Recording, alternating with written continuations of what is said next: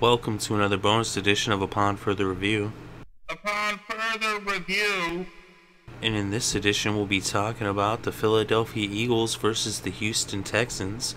And you can catch this Week 9 matchup on November 2nd at 1 p.m. Eastern Time. And that will be aired on your local Fox affiliates. The Eagles are 5-2 going into this game, and the Texans are 4-4. The Eagles started off with 3 straight victories as they hosted Jacksonville in Philadelphia. They beat the Jaguars. Then they went to Indianapolis and they beat the Colts. They then hosted Washington in Philadelphia and they beat the Redskins. They then went to San Francisco and they lost their first game of the year as the Niners won for the first time in Levi's Stadium during the regular season. Then the Eagles hosted the St. Louis Rams and they beat them. And then they shut out the New York Giants in Philadelphia. That was Week 6. Then in Week 7 they had a bye. And in Week 8 they went to Arizona and they lost for just the second time this season. And that was against the Arizona Cardinals just by 4 points. Very close game.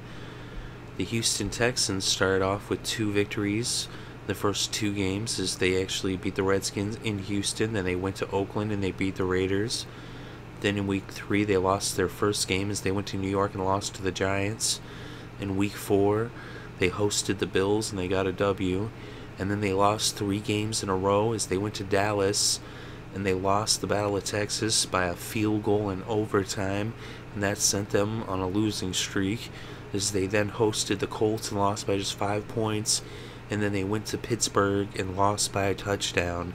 That was on Monday Night Football. They actually had back-to-back primetime losses. They lost to the Colts there on Thursday Night Football, and then Monday Night Football they lost to the Steelers in Pittsburgh.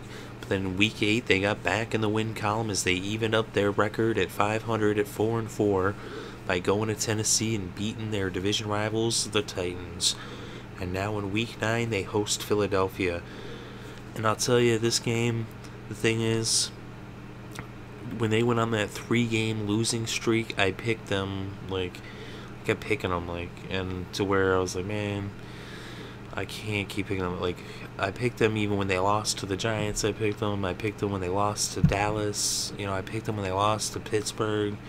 So I'm a little wary of picking them. Of course, I did pick them against Tennessee, and they won, so that was good, but against Philadelphia, it's tough for me to pick the Texans, and that's why I gotta go with the Eagles in this one. I just think the Eagles are a more reliable team. They did lose in San Francisco and they did lose in Arizona, so they have lost on the road, but they did also win on the road, and that was against the Colts. Of course, you can make the argument, oh, well, the Colts start off 0-2, whatever. And that's part of the reason why, though, is because the Eagles went in there and beat them by a field goal. It was a tight game, So Nick Foles put up big yards in that game. Of course, Foles has been struggling lately.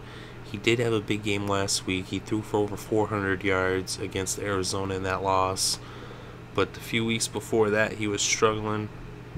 Ever since that Niners game when they lost their first game, when he didn't even get over 200. He only threw for 195 in that game. Then against St. Louis, he only threw for 207. They did win. Then in New York, against New York, it was in Houston. It was in Philadelphia. What am I saying? In that game where they shut out the Giants, he only threw for 248, but they didn't really need to throw for that much. So, and that was the game where McCoy went off. He rushed for 149. So, but we'll see what happens. The Eagles, the thing is, too, their defense is also, prone to score. They're opportunistic. They're always, they're ball hawks. They cause turnovers, and then they turn those turnovers into points. And the Texans, they've been doing similar things with their defense, especially J.J. Watt, who is just having a tremendous season and showing that he's worth every penny of that big contract that he got. But on offense, the Texans, especially behind center, Ryan Fitzpatrick, he throws interceptions and he fumbles the ball. And that's the kind of things that are going to lead to points for the Eagles, is when Fitzpatrick makes those mistakes against Philadelphia, they're going to take full advantage. We also see, both teams are a little bit banged up, but nothing too major. We might see Jadeveon Clowney, although he did not practice, so he probably won't play. Arian Foster and Andre Johnson were also limited. A lot of players were limited in practice for the Texans. Merciless, Roll, Joseph, Blue, Foster, Johnson, Jameson, the list goes on and on. Actually, Jameson did practice, but he's probable. And actually, Merciless did practice, full participation actually, but he's probable also because of his shoulder. But he practiced, full practice, he'll play. So, but Foster's a little banged up, but I think they're more just saving him for the game. We'll see though. Maybe Blue ends up getting some more carries, but he's also kind of banged up a little bit too. And then the Eagles, they got some guys who are a little banged up, but nothing that stopped them from full participation in practice. So they should be going at it pretty much 100%. So right there, we see that. Now let's look inside the stats. And when it comes to passing the ball and passing proficiency, the Eagles are 6th in the NFL in passing yards per game. So they're up there with the best of them. And then Houston, they're 26th. And we look at passing defense, though, both of these teams allow a lot of yards through the air. Is the Eagles are ranked 26th and the Texans are ranked 28th. But the advantage clearly goes to Philadelphia in the passing game. They're number 6 in passing yards. Foles, he's been having some big games. He also had some games where he, kind of faltered a little bit, but he's also had some big games as well and been putting up some big numbers overall this season. Then we look at rushing yards.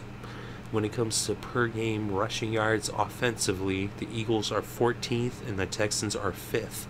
When it comes to rushing defense yards allowed on the ground, the Eagles are 21st and the Texans are 12th. So when it comes to running the ball, the clear advantage goes to Houston.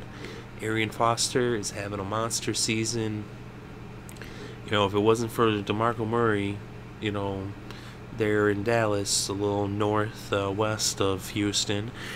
If it wasn't for him, then everybody be talking about Arian Foster and the season he's having. But DeMarco Murray's just having an insane season. But Arian Foster, don't take anything away from the season he's having. He's been putting up some really big numbers for the Texans. He has them in the top 5 in rushing yards. And they're in the top half of the league when it comes to rushing defenses. They're stuffing the run pretty well. That's the highlight of their defense, is their run defense up front. So the running, advantage is for the Texans. Although the Eagles, they do have 2 talented backs with LaShawn McCoy and Darren Sproles, but they're just such a pass-heavy offense. Those guys don't really get a lot of carries on the ground. Of course, though, you do, at least I do, expect to see McCoy have some big games. And who knows, maybe he has a big game here in this one. And Sproles, he does it from all different areas. Like, he can return punts. He also catches the ball in the backfield. So he can put up some numbers, too, in a lot of different ways. But let's look at points scored and points allowed. When it comes to points scored per game, the Eagles are 4th and the Texans are 17th. When it comes to points against, the Eagles are 15th and the Texans are 8th. So the Eagles, they find ways to score. As they've scored every which way that is possible to score, except the only way the Eagles have not scored is by blocking a field goal and running it backwards. Well, if a team, it's off the field goal, I think it's from a block field goal, or if they caught the field goal and ran it back, if they, if it was too far and then they didn't reach the goalpost and they caught it and ran it back. But every other way they've done it is they've just scored on some amazing plays this year. Of course, they're middle of the road when it comes to stopping other teams from scoring, but they put up so many points and they're playing from ahead a lot of times to where then they're kind of letting teams catch up to them and put a couple points on there that aren't really, they're kind of given, not so much earned. But when we look at the Texans, they struggle to score. That's their problem. They can do it on the ground, but they need a quarterback. That's the issue in Houston. When we look at the defense, they are stopping teams from putting up touchdowns. They're 8th in points against. They are allowing some yards through the air, and then that sets up for field goals. but they're pretty good at stopping teams from scoring, as they're in the top 10 right there at 8. But the edge in scoring goes to the Eagles. It's a slight edge, but they have the edge. So, statistically speaking, the Eagles have a slight edge, although the Texans do have the edge in the running game. But the Eagles got it on the scoreboard, and they got it in the passing game. In this game, I think it's going to be a close game. It should be tight. And I expect J.J. Watt to have a big game. He's been having big games every single game this year. He's been doing something spectacular. And I expect him to do that again in this game. But the thing is, no matter how much J.J. Watt does, no matter how good that Texans defense is, the offense finds a way to screw it up. And although Aaron Foster is having a really good year on the ground, Ryan Fitzpatrick behind center, it's like they're just gonna be lucky to just finish 500. Maybe they make the playoffs. Really, it's a shame too with how good their defense is, how good their running game is. I mean, at least they're not suffering through that season that they were last year. They definitely turned around, but they need another quarterback. Their coaching too. I mean, I think their coaching seems to be an improvement from last year, but we'll see as the season progresses. I've seen some things that have made me shake my head. Of course, it's easy to second guess things when they don't work, in the same situation. I mean, obviously there's a reason why they're the coach and I'm not. They obviously are much more skilled at doing their job than I could ever dream of being. But I still, as a fan and as an analyst of the game, I guess I'm dubbed myself an analyst of the game, but after watching football for a lifetime, I know a thing or two, and I know when to, question, certain calls, and, their coaching, it definitely makes you scratch your head at times, whereas the Eagles their coaching makes you scratch your head in another way of like, how do these guys come up with this stuff? The Eagles, man, their coaching is phenomenal. And they really have that over a lot of teams in the NFL. It's Chip Kelly. That guy is a freaking madman, genius football mind. It's like a beautiful mind, like Russell Crowe, Chip Kelly. He comes up with some crazy stuff, and they figure out ways to play. And in the way, from watching the Eagles, it seems to me like they're coached with the emphasis that each and every play could be a touchdown. And that's how it seems the Eagles approach the game, that every time, every snap, they play with the thought in their mind, maybe we score, whether they're on offense or defense. And that's why they score, and special teams too. And that's why they score so many different ways. So, I mean, how are you going to beat a team like that? Of course, they can be beaten, and, it's possible, but in the end of the game, I feel that, Fitzpatrick will make a turnover, the Eagles will take advantage, and whether it's their defense that scores, their special teams, or their offense, they'll come away with the victory in the end and win this one in Texas. That's what I think. Let me know what you think by leaving a comment below. Very interested to read your thoughts and opinions. If you enjoyed the show, go ahead and hit the like button. If you want more of this content, go ahead and subscribe.